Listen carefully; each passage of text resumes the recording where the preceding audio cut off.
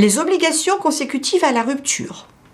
Quelles sont les obligations de l'employeur lorsque le salarié arrive au terme de son contrat? Tout d'abord, première obligation, le préavis. C'est quoi un préavis? Eh bien, le préavis, c'est la période pendant laquelle le contrat continue de courir alors que l'une ou l'autre des parties, voire les deux, ont décidé de le rompre.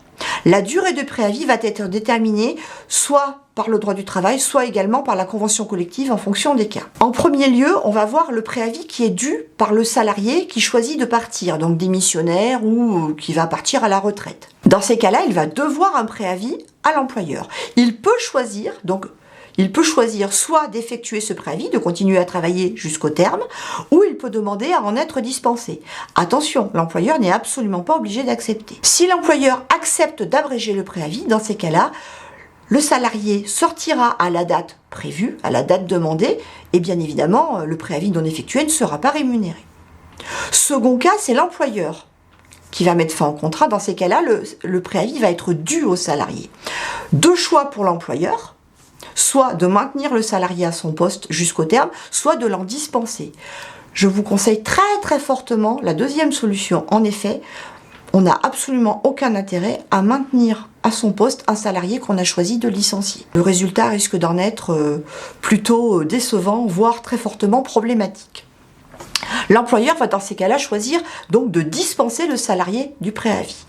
Le salarié sortira des effectifs au terme prévu et par contre, il sera rémunéré jusqu'à ce terme. Deuxième obligation de l'employeur, donner au salarié les indemnités de rupture auxquelles il a droit. Première indemnité de rupture que vous allez retrouver dans tous les cas de solde de tout compte, l'indemnité compensatrice de congés payés.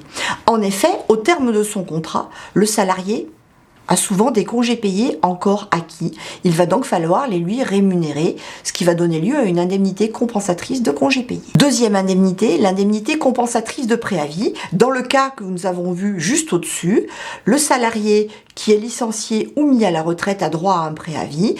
S'il ne l'effectue pas, il aura droit à une indemnité compensatrice de préavis. Et enfin, les différentes indemnités de départ, qui sont tout aussi nombreuses qu'il existe des départs.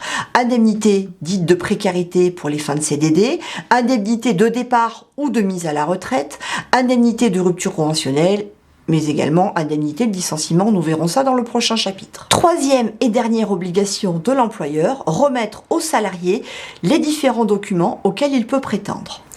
Tout d'abord, le certificat de travail, c'est un document qui va répertorier la date d'entrée du salarié, sa date de sortie, les différents postes occupés et également le fait qu'il est libre de tout engagement. Deuxième document, bien évidemment, le paiement du solde de tout compte, qu'il soit en espèces, en chèque ou par virement. Le reçu pour solde de tout compte, c'est un document qui va répertorier les différentes sommes versées, notamment la somme perçue nette par le salarié, mais également le détail de toutes les sommes brutes ou nettes qui vont le composer. L'attestation pour l'emploi qui devra être remise, le bulletin de paye correspondant bien évidemment, et enfin, la dernière chose, c'est la portabilité.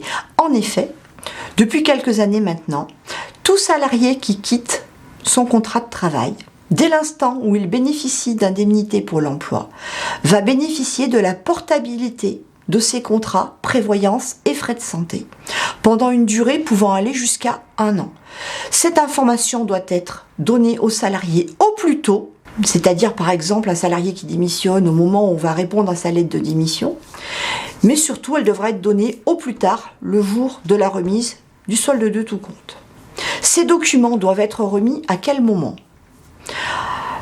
Alors la loi est très imprécise, la loi dit dans un délai raisonnable. C'est quoi un délai raisonnable? Alors il y a eu plusieurs jurisprudences et généralement on estime qu'un délai raisonnable c'est 15 jours après la date de sortie. Sauf pour un document, l'attestation pour l'emploi. Ce document devrait être remis au moment du départ du salarié. En effet, une jurisprudence très récente a estimé qu'un délai de 8 jours après la date de sortie était excessif. Donc, au mieux, il faut faire le solde de tout compte et remettre les documents dès que possible aux salariés. Nous en avons maintenant fini avec le cours. Rendez-vous sur la partie cas pratique.